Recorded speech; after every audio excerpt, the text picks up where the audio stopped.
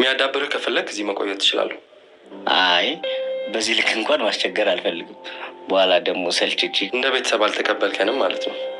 አይ ግን ያው ኧረ ቀለል አድርገው በቃ። ለማንኛውም ለመተኛት ሞክር። እኔም ስላላስፈለግኩ ልሂድ። እሺ ዳድ፣ ካስፈለግኩ አሉ።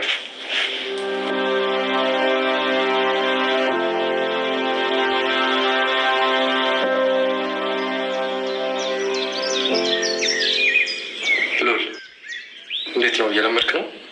አዎ በጣም ደስ የምትሉ ቤተሰቦች ናቸው። እናመሰግናለን። በነገራችን ላይ ስም ደስ ይላል። ስም መላክ ያወጣዋል አሉ። ሉል ብለው ሲያበቁ ምን ነው ኑሮውን ተቃራኒ ያደረጉት? ሊያ።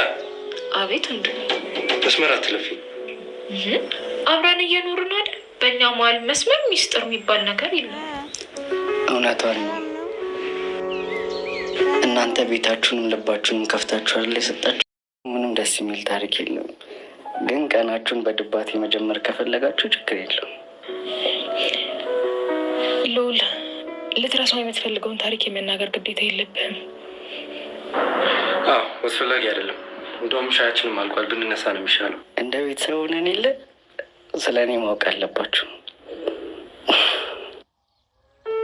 እናቴ እኔን ልጅ ሆና ነበር የወለደችኝ። በዚህ የተነሳ ከቤተሰቦቿ ተጣልታ አባቷ አባረራት።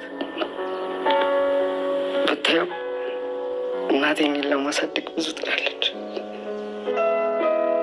ብዙ ለፍታለች። ግን ህይወት አልሳካ ሲላት ከዚህ ዓለም ተለየች።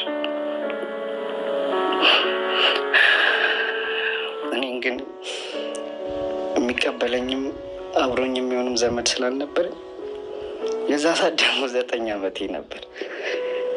ጎዳናቸውን ከፍታ ተቀበለች። በጣም ያሳዝናል። ያሳለፍከውን ህይወትና የደረሰብህን ነገር መገመት አይከብድም። ግን ጠንካራ መሆንና ዛሬን ማለፍ ያስፈልጋል። ተፈትኖ ያለፈ ሰው ደግሞ ሁሌም ጀግና ነው።